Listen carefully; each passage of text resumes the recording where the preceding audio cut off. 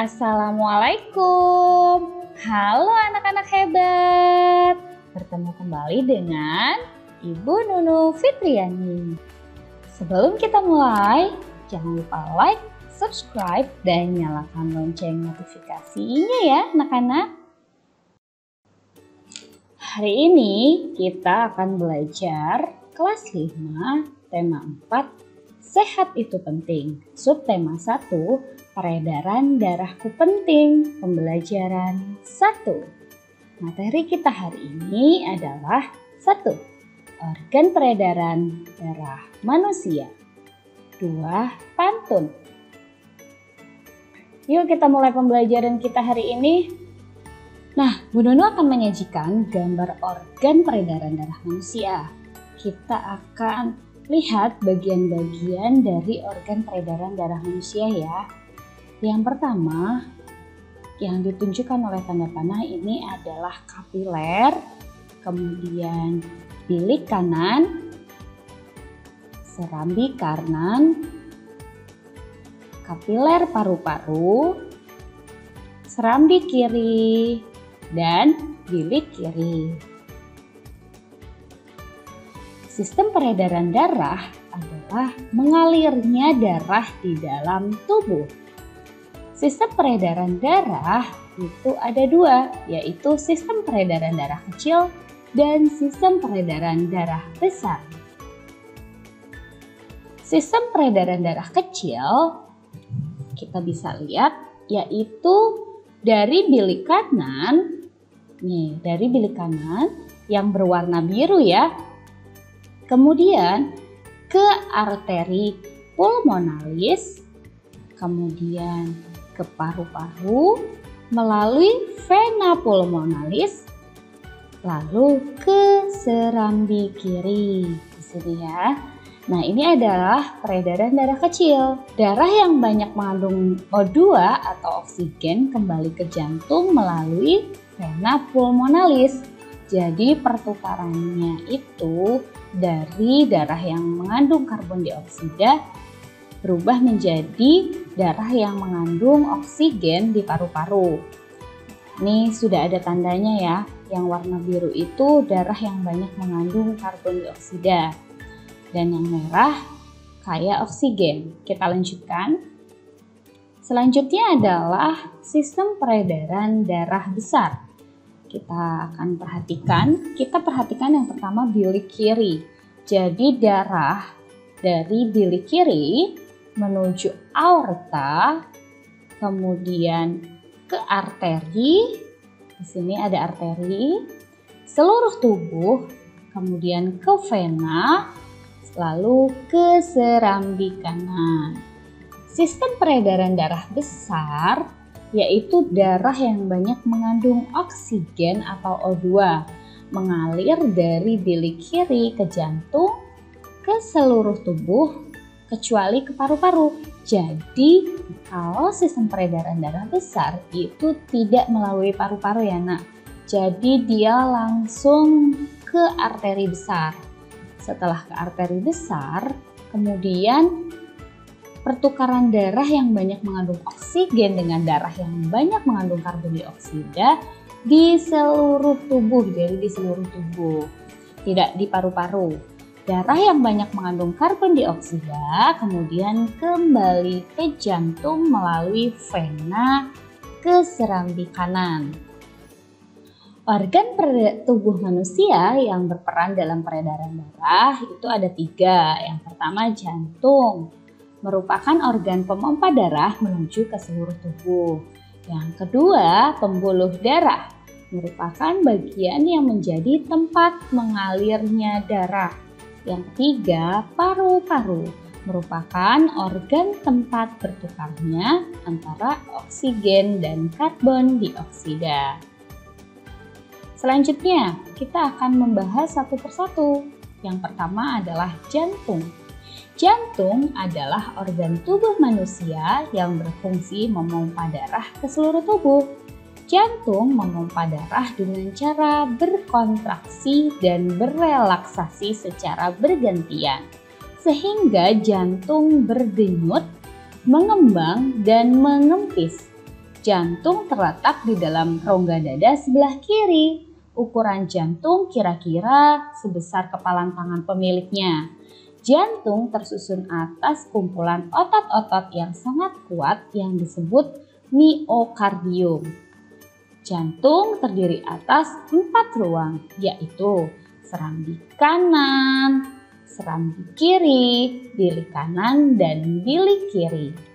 Antara bagian kanan dan kiri jantung dibatasi oleh sekat jantung yang disebut katup jantung. Katup jantung berfungsi untuk mencegah bercampurnya darah yang mengandung oksigen dengan darah yang mengandung karbon dioksida. Otot penyusun bilik jantung lebih tebal daripada otot pada serambi jantung.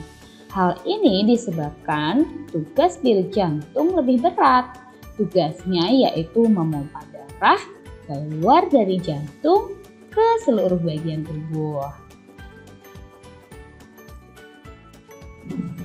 Kontraksi dan relaksasi pada jantung mengakibatkan terjadinya denyut jantung atau denyut nadi. Ketika jantung memompa darah ke dalam pembuluh nadi, pembuluh tersebut ikut berdenyut. Dengan demikian, melalui denyut nadi, kamu dapat mengetahui denyut jantung. Denyut nadi akan terasa jelas dengan menekan pembuluh nadi pada pergelangan tangan dan bagian leher di bawah telinga. Nah, ini adalah bagian-bagian dari jantung. Tadi bagian besarnya yaitu ada bilik kanan, serambi kanan, bilik kiri, dan serambi kiri.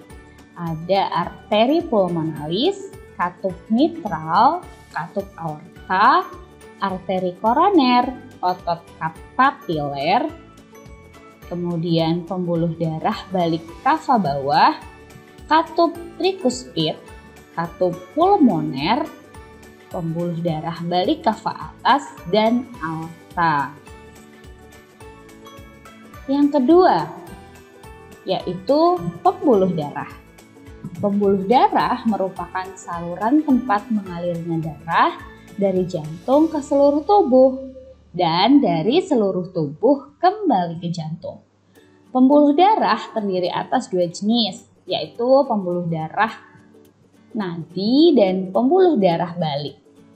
Pembuluh nadi disebut arteri, pembuluh balik disebut vena. Pembuluh nadi atau arteri yaitu pembuluh yang membawa darah yang kaya akan oksigen keluar dari jantung ke seluruh tubuh. Pembuluh nadi yang paling besar disebut aorta.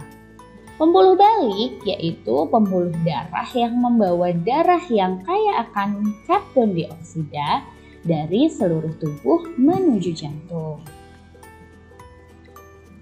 Ini gambar dari pembuluh darah ya. Di sini ada pembuluh darah yang ada di leher. Kemudian ada vena, jantung. Tadi sudah dikatakan jantung itu terdapat pada dada sebelah kiri. Vena, arteri, di sini juga ada arteri dekat dengan jantung ya. Pembuluh nadi dan pembuluh balik bercabang-cabang. Ujung cabang pembuluh terkecil disebut pembuluh kapiler. Pembuluh kapiler sangat halus, berdinding tipis dan berpori. Dalam pembuluh kapiler ini terjadi pertukaran 2 zat, yaitu antara oksigen dan karbon dioksida. Panjang seluruh pembuluh darah manusia jika dihubungkan dari satu ujung ke ujung lain dapat mencapai sekitar 160.000 km. Selanjutnya yaitu paru-paru. Nah, organ paru-paru di sini ada gambarnya dan mekanisme pertukaran O2 atau oksigen dan CO2. Kita perhatikan ya, organ paru-paru. Ini ada trakea yang warnanya krim ya.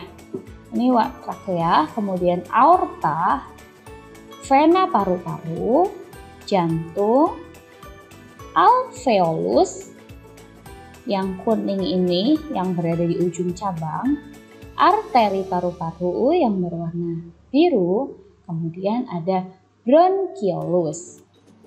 Selanjutnya, pertukaran antara oksigen dan karbon dioksida. CO2 atau karbon dioksida keluar dari vena. Nih ya, keluar dari vena yang berwarna biru, kemudian oksigen masuk ke alveolus. Paru-paru. Tadi kalian sudah belajar bagian dari paru-paru. Sekarang Bono akan menjelaskan tentang paru-paru.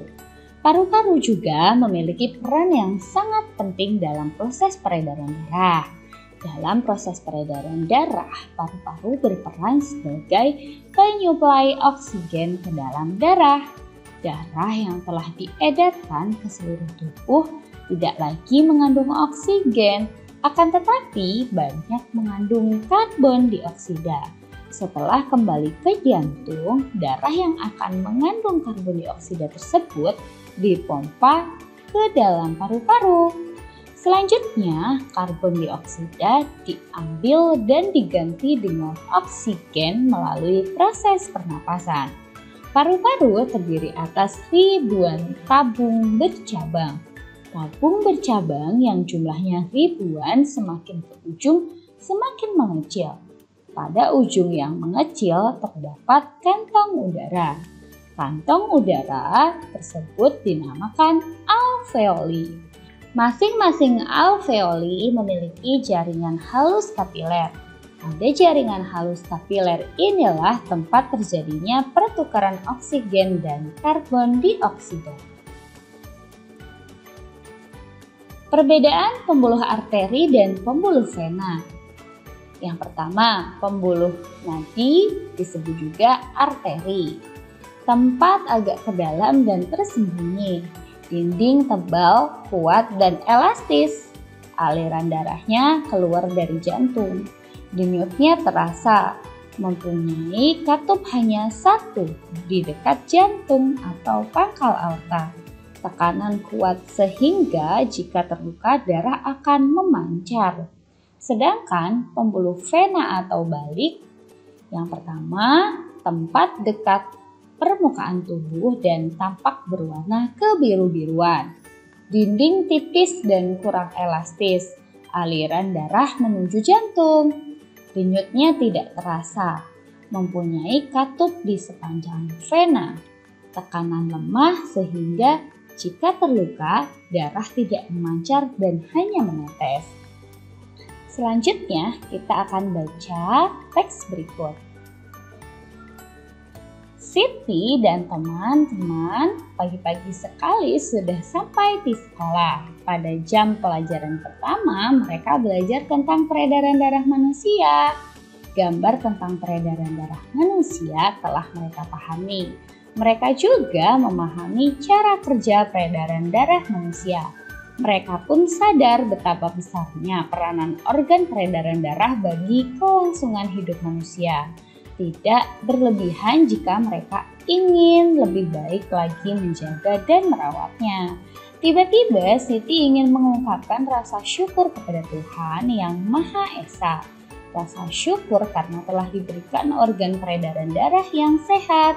Rasa syukur tersebut diungkapkan dengan berpantun. Pantun yang dibuat Siti adalah sebagai berikut.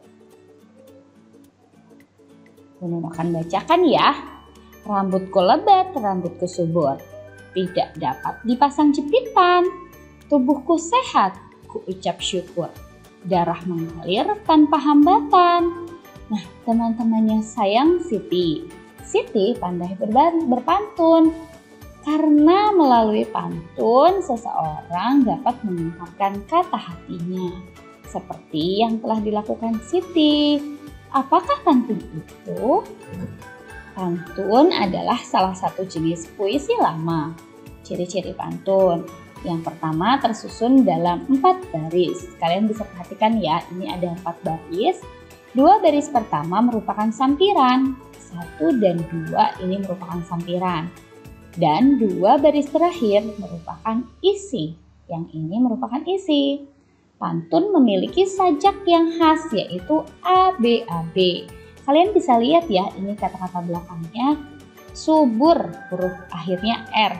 jepitan N, syukur R, hambatan N.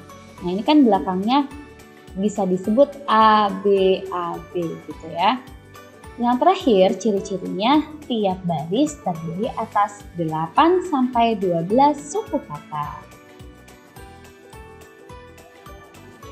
Cukup sekian pembelajaran kita hari ini. Semoga bermanfaat. Sampai ketemu pada video selanjutnya. Wassalamualaikum.